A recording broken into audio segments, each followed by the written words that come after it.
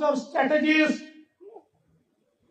ज्यांना आधुनिक राजकारणामध्ये चाणक्य म्हणून ओळखलं जातं, ते अमित भाई शहा यांनी ज्या प्रकारे ही योजना तयार केली आणि अर्थातच आपलं शुभ नेतृत्व, ज्यांनी पक्षाची सूत्र हातात घेतल्यानंतर पहिल्याच निवडणुकीमध्ये आपल्याला प्रचंड मोठा विजय मिळाला, ते आपले अध्यक्ष नितीन नबीनजी, भारतीय जनता पक्षाची सगळी टीम आणि बंगालची देखील आपली टीम, बंगालचे प्रदेश अध्यक्ष असतील, आपले नेते शुभेंदू अधिकारी असतील, या सगळ्या लोकांचं मी मनापासून अभिनंदन करतो, त्यांना मनापासून धन्यवाद देतो.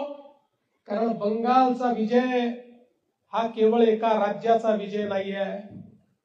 बंगालचा विजय हा भारतामध्ये होणारी घुसपैठ, भारतामध्ये होणाऱ्या आतंकवादी कारवाया, भारतावर होणारा हल्ला, या सगळ्या गोष्टीपासून भारताला वाचवणारा हा विजय आहे.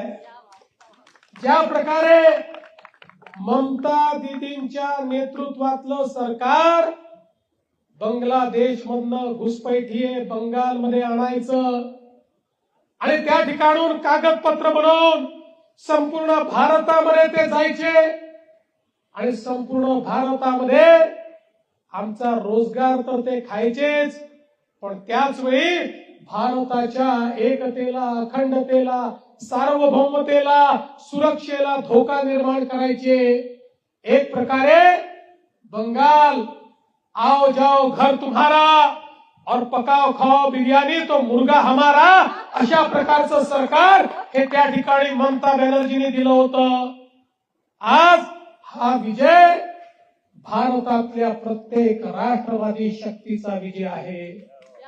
या भारताला सुरक्षित ठेवण्याकरता त्या बंगालमधल्या कार्यकर्त्यांनी आपल्या जीवाचं बलिदान दिलं. मागच्या निवडणुकीनंतर आमच्या अनेक कार्यकर्त्यांना जाळून टाकलं, मारून टाकलं, भोसकून टाकलं, हात तोडले, पाय तोडले, डोळे फोडले, माना कापून टाकल्या.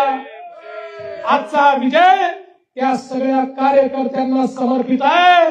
ममता दीदी, तुम्ही किती अत्याचार केलात तरी भाजपच्या कार्यकर्त्याला तुम्ही थांबवू शकत नाही, हे दाखवणारा हा विजय आहे.